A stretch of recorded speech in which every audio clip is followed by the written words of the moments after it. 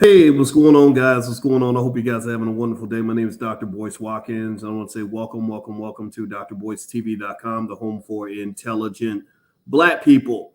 Today, we're going to talk about a guy named Andrew Tate. I'm going to tell you who he is in case you don't know and why he is one of the most talked about people on the internet right now. And it looks like Andrew Tate may be doing some significant years in prison because he's been kind of R. Kelly'd. I don't know if this is all true or not, but we're going to get to the bottom of some of this. And I'm going to give you an assessment. I did a deep dive analysis on Andrew Tate, and I took some notes here, and I'm going to break down for you all of my notes on Tate and what he represents and just what we can kind of learn from what we're seeing here. So get comfortable, buckle up a seatbelt. We're going to get started on drboycetv.com right now.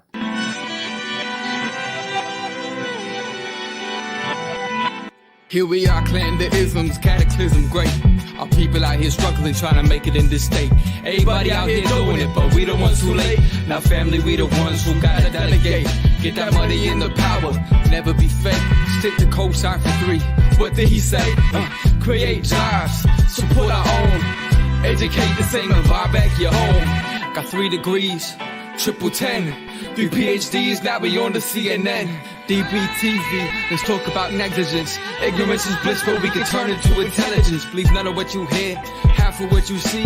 Let's break it down here on Dr. Boyce TV. Here we are. Hey, what's going on, guys? Welcome to drboycetv.com, the home for intelligent Black people. My name is Dr. Boyce Watkins, and I want to say hello to everybody, and I want you to shout out the city that you're from. And I see Nathaniel is out of Accra, Ghana. What's going on? Good to see you, Nathaniel. I loved Accra. I went to Ghana last year, and it was amazing. Oh, actually, right before the pandemic, we went to Ghana. And I want to say hi to Dr. Vibe out of Toronto, the Dr. Vibe Show. My wife loves your show, man. She was on your show, and it was a great interview, and I enjoyed watching it. M. Steele out of Savannah. Dolitha says, what is he being accused of? I'm going to tell you, it's kind of interesting. But let me first say hi to Javon Muhammad out of Florida, Michelle out of Birmingham. My name is Corey, always from Baltimore. B1, always from Baltimore, my man. So, yeah, you guys know in this space, we are B1. That means Black first. That means we put our community at the top of our priority list. We don't apologize for nothing to nobody because ain't nothing wrong with loving Black. You ain't got to hate white to love Black. So let's keep it 100. Give me a yes in the chat if you agree that Black love is the most important love and that loving ourselves is something that we all have to do as Black people. And also being intelligent is a good thing, especially in a world that promotes a lot of ignorance and a lot of chaos and a lot of ridiculousness. Now, I'm going to ask you all a yes or no question real quick. Give me a yes or no. How many of you have heard about a guy named Andrew Tate? Give me a yes in the chat if you know who Andrew Tate is, if you've heard that name, even if you've just wondered, like, what's all the buzz about? Why is everybody talking about? I'm going to tell you, Andrew Tate, you know, one thing I got to say is this brother knows how to get people talking about him. His promotion, marketing skills have been extraordinarily good. A lot of people around the world know who he is. He's interesting. You know, that's what I'm saying. He's interesting, right? He really has really caught a lot of attention from people all around the world. And I think I can get him up on the screen there. There he is right there sitting, I guess. You know, guys like to try to flaunt and show off how much money they have. So he's probably sitting on a jet or something somewhere. And I did some research on Tate in terms of understanding what he represented, what's going on with him. I'll break down that story. And I know some of you think he's awesome. Some of you think he's, or as Mr. Splackaville says, he's a goofball. Some of you are in the middle. You know, I'll give you my assessment on it, but then really I want to kind of talk about the range of what we're seeing with a guy like Andrew Tate and why his name has come up this week. Well, the reason I'm talking about Andrew Tate today is because Andrew was just arrested. According to TMZ and some other outlets, this is according to Yahoo News. Yahoo is claiming that Romanian authorities detained Andrew Tate in a human trafficking case. If that's true, that is a problem. Human trafficking, not cool at all. I hope that's not the case. But I want to remind everybody, you know, we have to live in a world where you're innocent till proven guilty. You know, I know a lot of people believe you're guilty till proven innocent, but that's wrong and that's not fair, right? So we don't know if this is a legit charge or not. But I will kind of give you some backgrounds on Tate to kind of give you some perspective on it because I think that he's worth talking about. So it says here, Romanian prosecutors said on Thursday they've detained divisive internet personality and former professional kickboxer Andrew Tate on suspicion of human trafficking, rape, and forming an organized crime group. Tate, banned from many social media platforms for misogynistic comments, and hate speech, and his brother Tristan will be detained for 24 hours alongside 2 Romanian suspects, prosecutors from the anti-organized crime unit said in a statement after raiding their properties in Bucharest. Okay, did anybody else's spidey senses kind of pop up just now when you just read this? Did anybody else notice what I noticed? Give me a yes if you noticed what I just noticed. I just read. So anybody else notice what I just noticed? Did you see how long they said they would detain him? Just for 24 hours. Okay. Yeah, I thought, what? I'm just my Scooby-Doo voice. Right? 24 hours. Well, if you really know somebody was raping and, trafficking and kidnapping and everything else, wouldn't you hold him for more than 24 hours? What do y'all think? Do you think that people engaged in human trafficking should be held a little bit longer than 24 hours? Or do you think you might be taking a risk by releasing them back into society? That right there, I'm sorry, that jumps my spidey senses out, because I'm sitting there thinking, if you're detaining him for 24 hours, that could mean that it was a publicity stunt, or that you were just trying to make a point or trying to spook him or somehow. And I'm not saying that this makes him innocent. This does not make him innocent, because we got a lot to talk about with Andrew Tate. He might be very guilty of being an asshole. That might be that I think that if you charge him for being an asshole, he might be guilty as charged. But being an asshole does not make you a human trafficker, right? And I know that some people believe that they're one and the same. They're not one and the same, right? So I think you got to be real careful about assuming the worst because you don't like what somebody says. That's a very dangerous world we live in when we start thinking that way. So it says here that the Tate brothers have been under criminal investigation since April. They declined to comment, but their lawyer confirmed that they have been detained. The 4 suspects appear to have created an organized crime group with the purpose of recruiting, housing, and exploiting women by forcing them to create pornographic content meant to be seen on specialized websites for a cost. They would have gained important sums of money. Prosecutors said they found 6 women who have been exploited by the suspects, physically exploited. Tate has said women are partially responsible for being raped and that they belong to men. If that's what he said, I like to see that quote. I like to see the quote, because I don't really like it when somebody paraphrases what somebody else said. But let me Google search this, because that's kind of, if he did say that, it's kind of messed up. But let me see exactly what he said. I like to hear exactly what someone said. When media gets to where they're paraphrasing your comments, that's when it gets kind of messy. So let me see here. Andrew Tate, women belong to men. Let me see if I can find.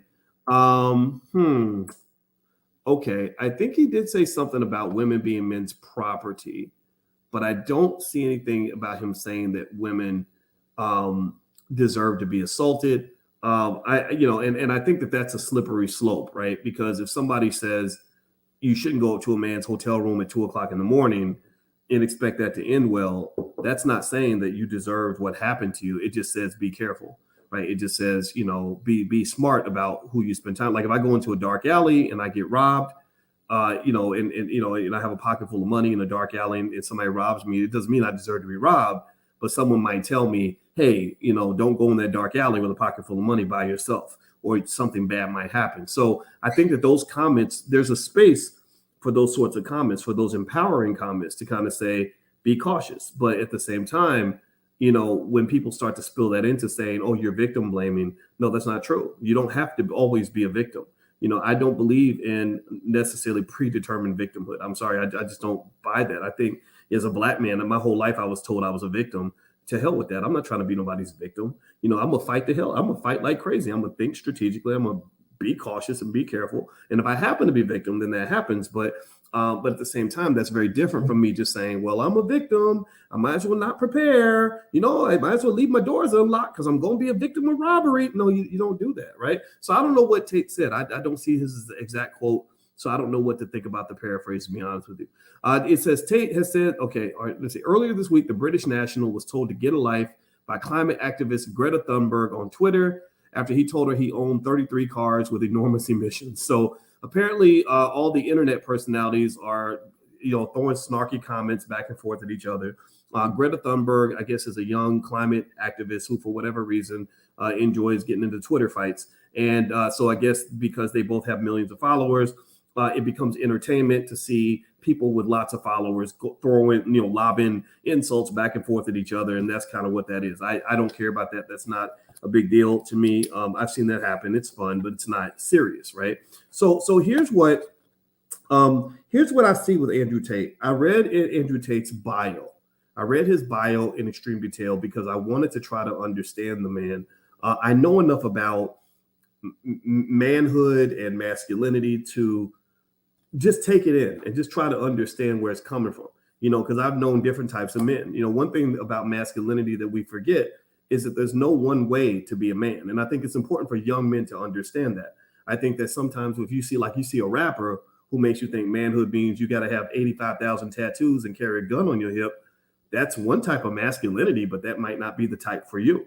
Then you might have another man who doesn't carry a weapon, who just gets up and goes to work every day. Then you might have another man who does something a little bit different, who might be the guy sitting in the library who's designing computer algorithms for artificial intelligence. Or you might have another man a man who is a teacher that spends time with his children. And one of the things that I really believe we should calibrate in this whole conversation about masculinity is to get away from this notion that there's one way to be a man. There's not just one way to be a man. Give me a yes in the chat if you understand what I'm saying. There's not one way to be a man. Andrew Tate represents a type of masculinity that apparently works for him. There are some concerns with it, and I'm going to go into some of that. But for the most part, though, that's a type of masculinity that's out there. That's a type that even when I was a young guy, now look at this, pay attention now. If you look at Tate's past, he's interesting. He's half black, half white, I think. And he's part American, part British. So I think he spent some time in DC and Chicago and London. And then he goes on and becomes this hugely successful kickboxer. I think he was one of the top kickboxers in all of Europe. You don't get to be that successful at anything without understanding certain valuable principles related to hard work, discipline, mental toughness, et cetera, et cetera, et cetera. I think those are things that men can actually learn from. I think you can learn from an Andrew Tate the same way you can learn from a Michael Jordan, right? Michael Jordan can show you how to achieve things, how to succeed. I read Michael Jordan's book when I was 22, 23. I got advice from that book that carried me through life. One thing that Michael Jordan wrote in his book that I read when I was 22 was he said that you should work on your weaknesses until they become your strength. Whatever your weakness is, you spot it, you face up to it, and you go at it until it becomes your strength, right? And Michael did that throughout his whole career. When his weakness used to be he wasn't a good passer. He became one of the best passers in the NBA, became the assist leader in the NBA. Then his weakness was defense. Well, then he became Defensive Player of the Year. Then his weakness was physical strength. He became one of the strongest players in the NBA. His weakness used to be his jump shot. Then he got one of the best jumpers in the NBA. I loved that. I respected that immensely because that showed me that every human being evolves. None of us are stationary in who we are unless you choose to be. The only way you're going to be stationary is if you choose to be that way, that there is room for you to grow and evolve. And I think champions can teach you that, because I would be willing to bet you that Andrew Tate did not become a world champion kickboxer, or he wasn't world champion. I think he was world champion in one of the divisions or something like that. He didn't get there without sort of walking away from complacency. You can't be complacent and be a champion at anything. So I think things like that you can learn from, right? So I read Michael Jordan's book, and his comment about working on your weakness until it becomes your strength. That's what actually led me to transfer from my PhD program. I was studying at Indiana University at the time. That's where I met my wife, Alicia. And I left Indiana University and I said, my weakness is mathematics. I'm going to go back to the University of Kentucky and I'm going to spend 3 straight years studying mathematics until math becomes my greatest strength. So I became an expert mathematician after not being very good at math. So there are things you can learn from a Jordan. There are things you can learn from a Tate. Craig says Tate was also a chess prodigy at 6. Yeah, his father was an international chess grandmaster. So he's not stupid and he's not weak, right? He has balls and brains, right? That's what a young guy is going to look up to, because that's what champions are made of. Now, here's the other side of it that I hope you'll hear. Give me a yes if you can hear all sides of this. Give me a yes. Give me a yes so that we can say these things and still love each other and understand each other, as opposed to getting into stupid conversations about who's right and who's wrong. Ain't no black and white in none of this. No black and white in any of this. If you see things in black and white, you're not thinking it through. So here's the other part of that.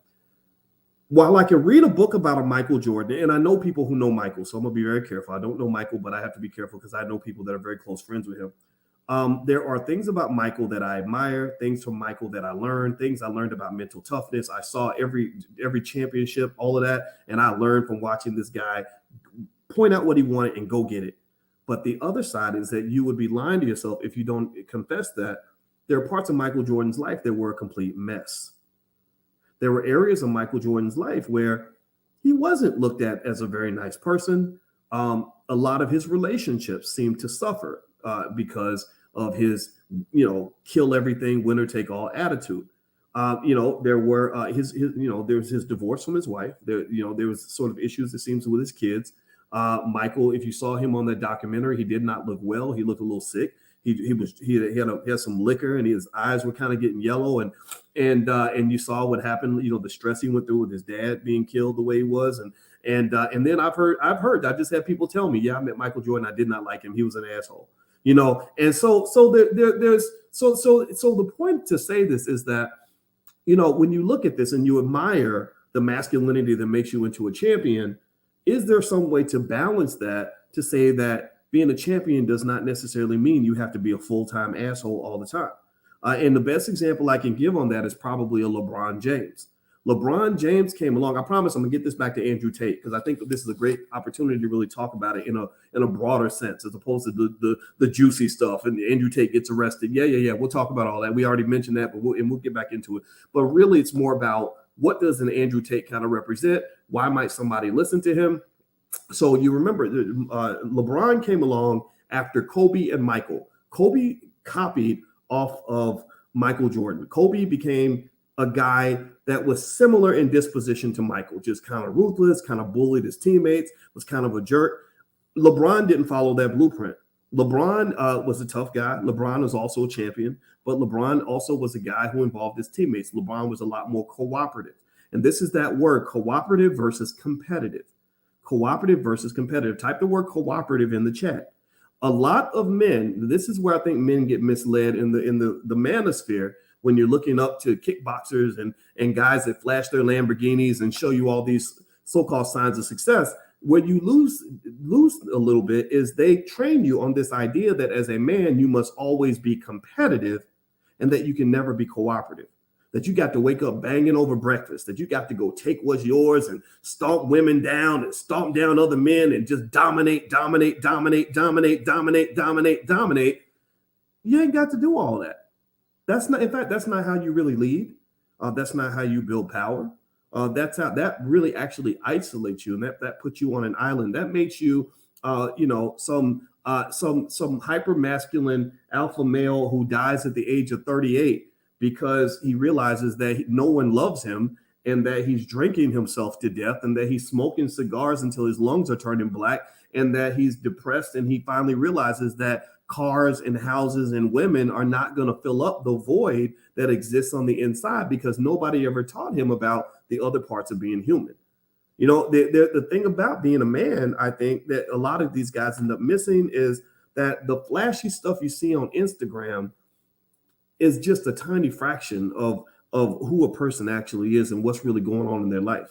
And so I look at Tate. I saw what he was doing. I thought it was interesting. I don't think everything Andrew Tate was doing was bad, though. I would listen to him. Sometimes he would say stuff that makes sense. But the interesting thing is that we kind of live in this world of the internet extremist, the rise of the internet extremist.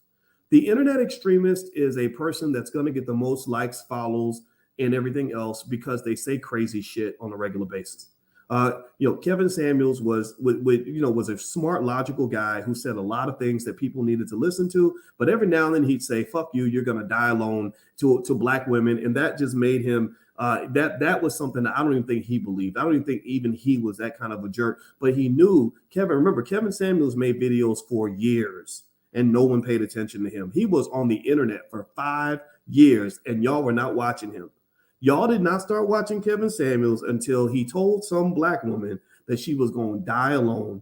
And that ain't cool. Why the hell you got to tell somebody they're going to die alone in order to make yourself feel better? Why is the extreme stuff the only thing that some people listen to. I guess I have to ask those people. I don't know. Most of you aren't in that category, but I know that there are people that are. So I think that with Andrew Tate, the big mistake he made when I read his bio in detail, he's not stupid. We've established that. He's a chess grandmaster or something. So that means he's pretty smart. He's not weak. He's a boxing world champion, for God's sake. I can't whoop his ass, so I'm not going to talk. I'm not going to tell him he's a punk. But he obviously knows how to make money. But one of the things I've talked to you guys about, we talk about money all the time on this platform. This is a financial platform, Black economics. We talk about it all the time. And one of the things I've mentioned to you guys a million times over is that all money ain't good money. All money ain't good money. You know, so if you see the Lamborghinis and the big houses and the pretty women, and you say, oh, I want that life. I want to be on the private jet. I want that life. That's almost like looking at a pretty girl who got a nice shapely body and a nice booty and all that stuff. And you want to get with that girl, but you're not even thinking about whether or not this girl has STDs. You're not thinking about whether this stripper is going to, drug you and steal your money. You're not thinking about the type of stress and drama and problems this lady can bring into your life. Same thing is true with women. When women fall in love with the fantasy of a man, oh, he's a doctor, girl, that makes him a good catch. He ain't no good catch just because he's a doctor. Is that all? Is that your whole criteria? He's a doctor and he bought you, he bought you dinner and he's a medical doctor. That's it. Do you understand how many rich men ruin women's lives? Do you understand how many men can show up with a pocket full of money and a whole lifetime full of problems, give you problems that you can't get rid of? So I really think I'm really encouraging you to think a little deeper than that. And I guess when you're young, the flashy stuff kind of can be appealing. And I think that maybe the people that get most confused by it might be young guys who really never got a chance to see a real man on a day-to-day basis.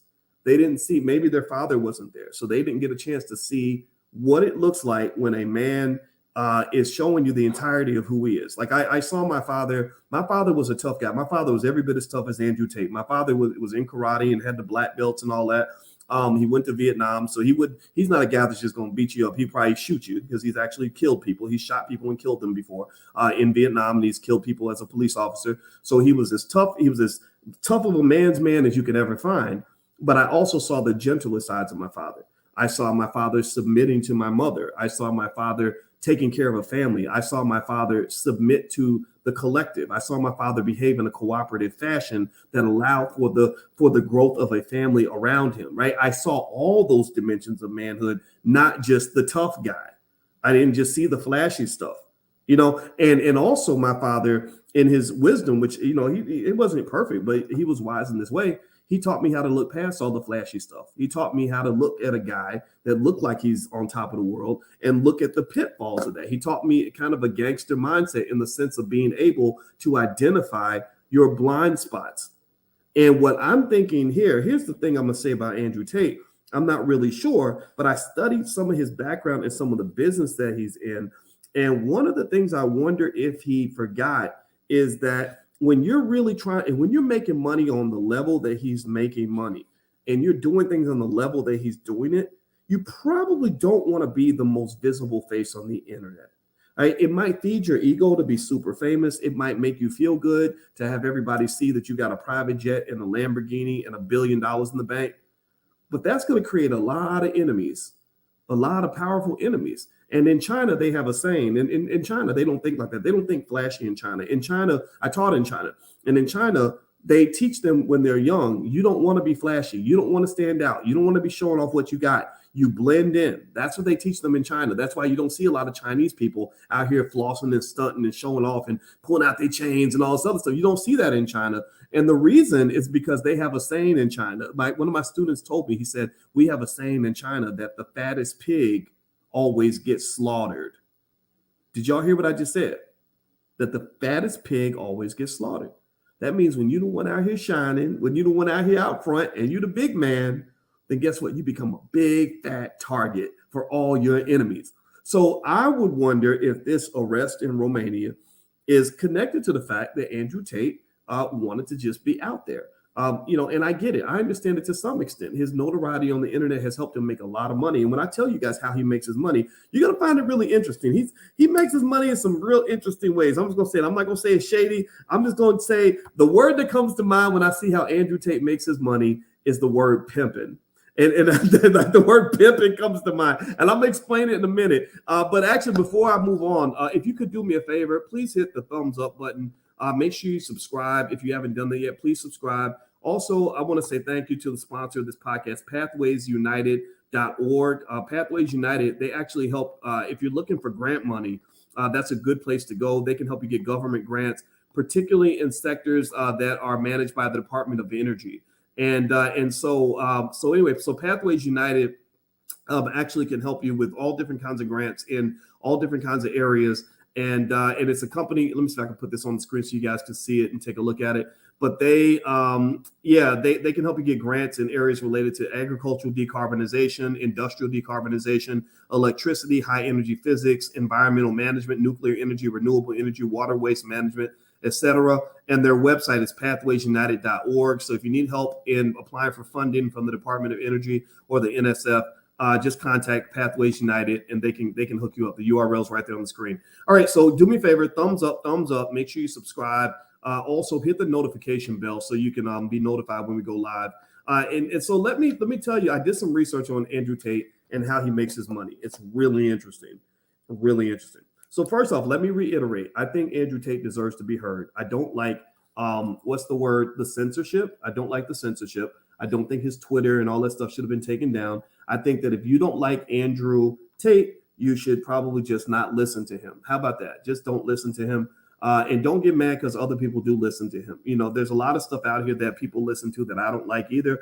But I don't think that listening to an Andrew Tate is necessarily going to make a person do bad things. I also remember I'm also a fan of masculinity, but I'm a fan of balanced masculinity. Like I do believe, so when people say that there's an agenda to feminize men, especially black men, I'm all on board with that. I believe that 100%. I think especially for the black man, they want the black man to be a wimp. They want the black man to be a girl. They want the black man to be a little boy. They want the black man to be vulnerable. They want the black man to be a punk.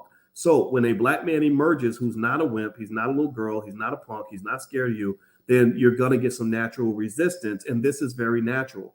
When people are competing with you, when they're fighting against you, that shows that you are a competitive entity. You're not going to have white supremacy cheering you on when you show up in your fully masculine form. That's just not the way the world works. So when you are a black man and you express your masculinity, like I'm fully comfortable with being a man. I know I'm a man. I don't need anybody's validation of that. I have 51 years of evidence to show that I'm a man. I got a wife and children that shows me that I'm a man. I have a long string of decades of success that shows me I'm a man. I don't need nobody to tell me that. Well, when you show up like that, then guess what? You're going to get resistance. You're not going to get the same handouts and handicaps that you received when you were just a wimpy little black male, a little vulnerable, pathetic little man, right? So ultimately, I think that I'm a big fan of masculinity, but I do think that at the same time, we have to sort of think about like, what's that supposed to look like? And how can masculinity be present in a way that is not just distastefully mean toward women, and harmful to women?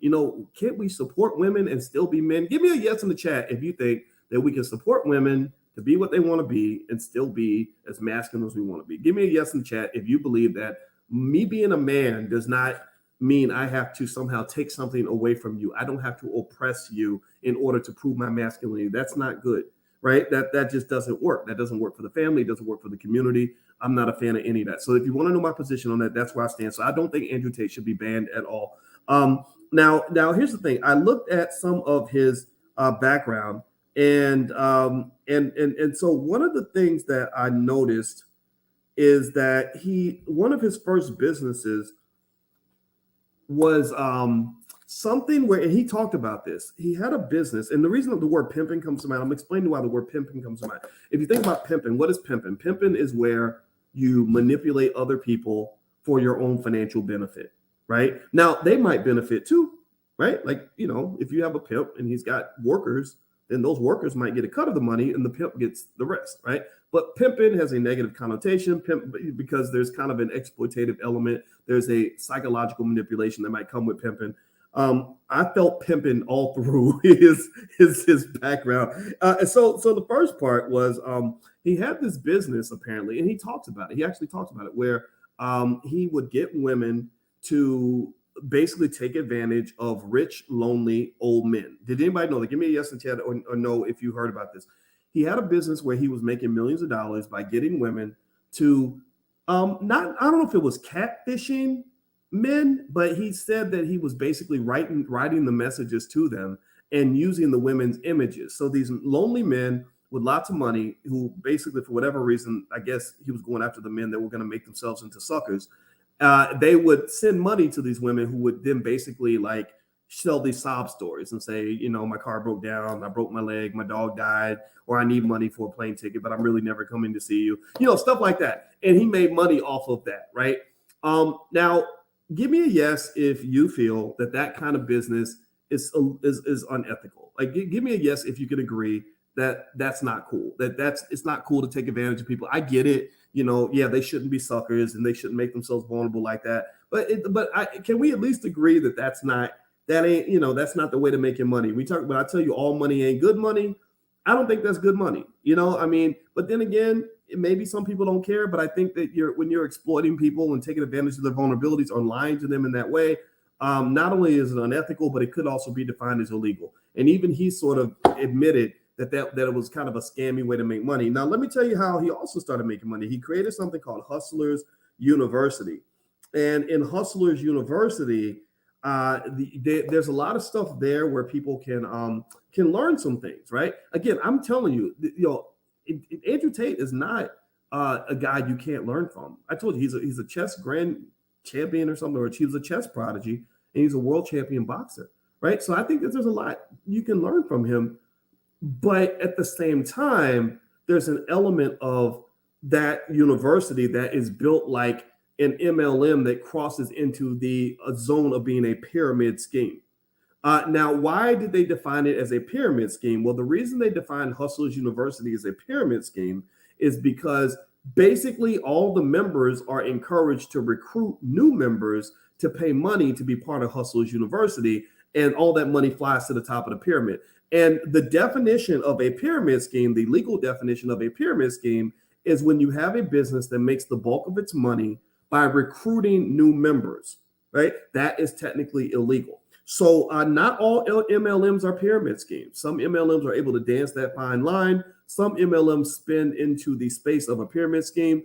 And so Hustlers University is defined by a lot of legal entities around the world as a pyramid scheme, which is part of the reason why Andrew Tate probably makes $5 to $10 million a month. Now, so when I say pimping, I'm not just talking about the women. He ain't just pimping the women. Some would say he's also pimping the men who believe in him, the men who are signing up and giving money to Hustlers University, that are buying into his managed image, right? That he's pimping everybody, right? So look, I'm going to say this, again, I don't think all money is good money. I don't think that a pyramid scheme, MLM type situation is a good way to make money. I don't think that that whole call center with women was a good way to make money. And so what can occur is that the flashiness and then the interesting, somewhat borderline shady ways of making money, that convolutes a lot of the good things that an Andrew Tate might actually have to offer. I listened to him. I did something a lot of people don't do. A lot of critics don't even listen to people that they might disagree with. I said, let me go hear this brother. Let me just hear what he has to say. Let me see what he has to say. So sometimes he would talk and I would say, okay, I don't like that. Like, that's just flashy hyper masculinity that's going to impress a little boy. That doesn't impress me because I'm a grown ass man. But then sometimes you'll say something where I'll say, okay, that was actually wisdom. He was actually saying something that was unpopular, but I think it's wise. And if I had a son, I'd want my son to hear that part of the conversation. What the young guys get impressed with is they tend to get impressed with the flashy stuff, and I get it, right? I think when we're all young, we want that stuff. We want the fancy car. We want the big house. We want the private jet. We want to be like the world champion. But what I encourage any young man to do is always never forget the importance of balance. Let me explain to you. I know people that have the fancy cars and the big houses and the private jets. A lot of them are so unhappy that they might kill themselves at any second. Well, why is that? Why is it that Deion Sanders was one of the highest paid athletes in the NFL, one of the most famous men on the planet, was making all kinds of money, could have any woman he wanted, had the fancy cars, had the big house, was flying private jets everywhere, but he was suicidal. Did y'all know that? How many of y'all knew that? That there was a time where Deion said he was just want to drive his car off a bridge and kill himself. So how is it that you can have all this stuff and not be happy? Well, it's because you did not understand that success as a man is not a one-dimensional process. You can't look at one thing and say, "Oh yeah, if I get that house, if I get that money, if I'm famous, I'm going to be there. I'm going to be successful." No, it goes into mind, body, and soul. The well-being that you have as a human being goes into three key areas: health, wealth, and relationships. Health, wealth, and relationships. So I see a lot of wealthy men who are not healthy, not mentally healthy, not physically healthy. There's a lot of rappers who go out every day afraid somebody's going to run up and shoot them in the head. That's not mentally healthy. That's traumatic. That's very scary. They're physically unhealthy, about to die from a drug overdose any minute because you're popping Molly's and Percocets and drink and every single day. That stuff's going to kill you. Their relationships fall to crap because you think you're better than everybody else. Let me just tell y'all, I don't even care. I'm vibing in the conversation now. I'm gonna tell you the truth.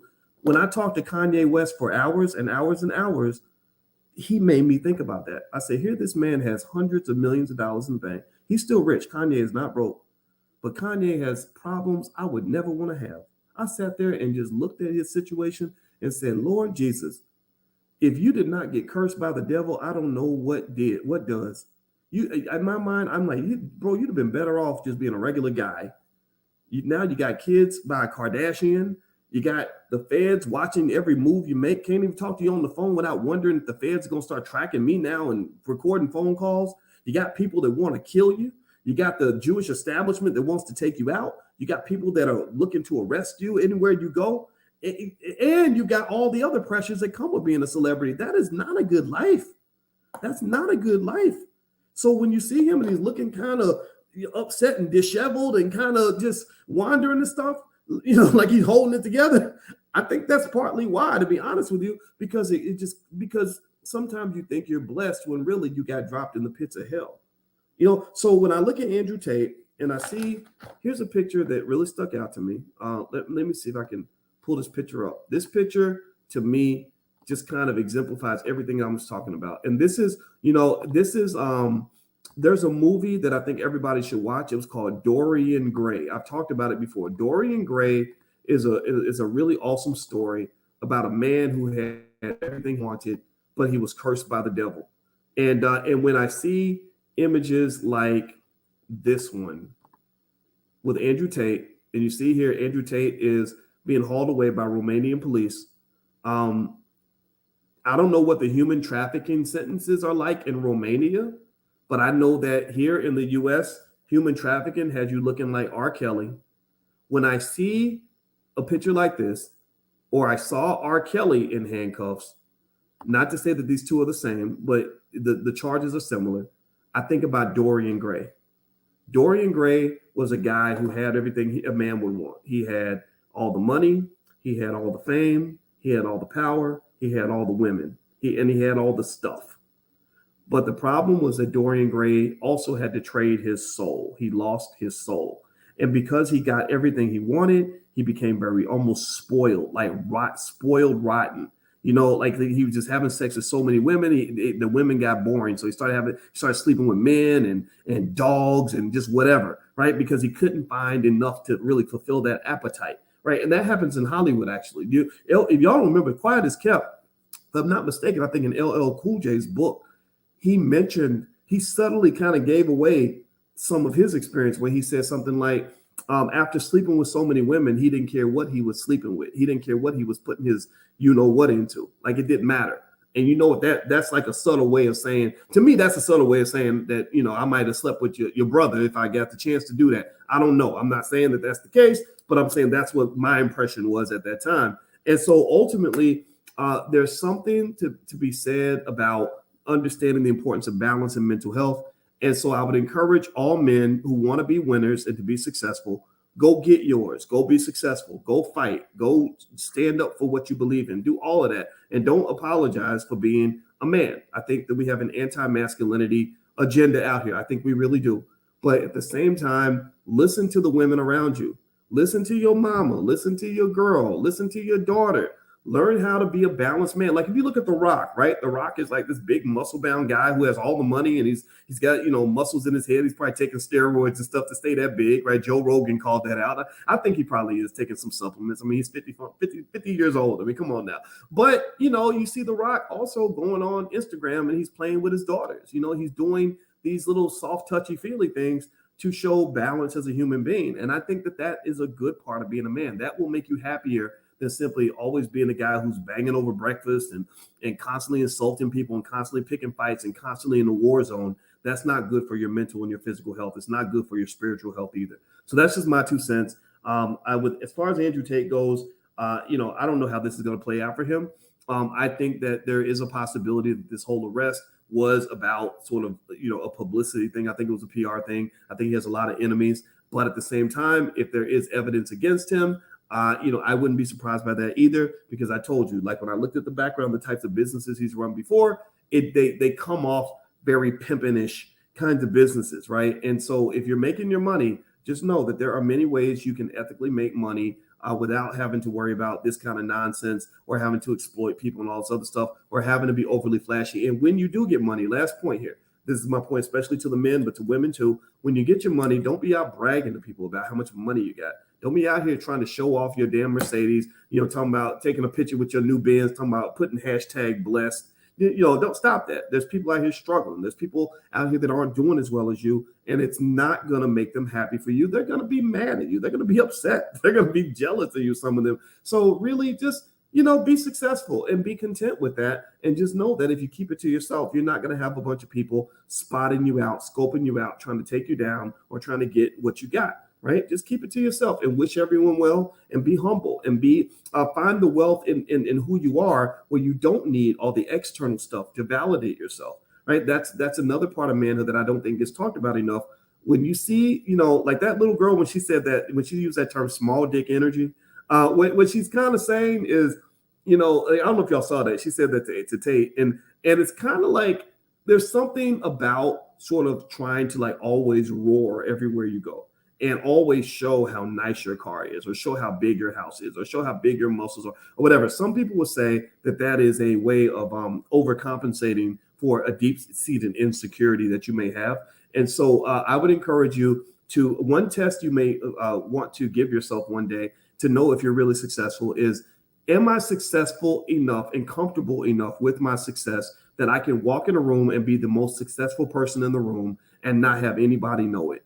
Can you walk in that room and literally be quiet and let everyone else talk and without feeling like you got to show how smart you are? Can you be in a space where you know that you have more money than everybody else, but you ain't got to bling not 1 second? You don't have to show off anything. When you get to that point, that's when you reach something called self-actualization. And that, to me, is something where you don't think you're successful. You know you're successful. And because at that point, success doesn't matter because you've already proved it to yourself. And then once you prove it to yourself, you don't have to prove it to the world. That's my belief. That's my 2 cents.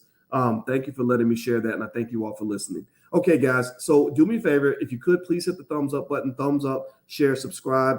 I want to say thank you again to tonight's sponsor, pathwaysunited.org. If you're looking to get grant funding for for your LLC or for your personal work or from the Department of Energy, pathwaysunited.org.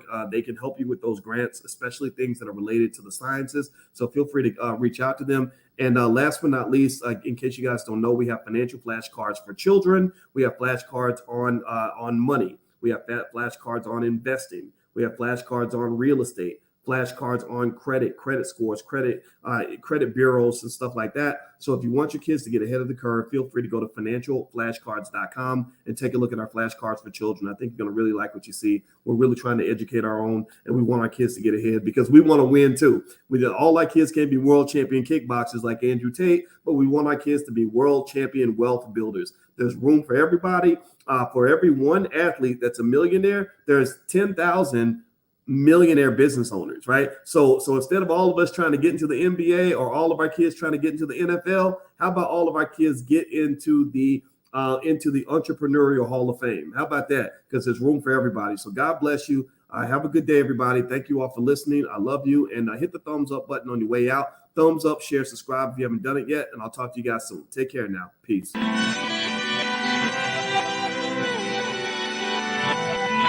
Here we are, clan the isms, cataclysm great.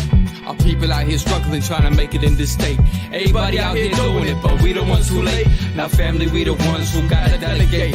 Get that money in the power, never be fake. Stick to cosign for 3. What did he say? Create jobs, support our own. Educate the same and buy back your home. Got 3 degrees, triple 10. 3 PhDs, now we on the CNN. DBTV, let's talk about negligence. Ignorance is bliss, but we can turn it to intelligence. Believe none of what you hear, half of what you see. Let's break it down here on Dr. Boyce TV. Here we are.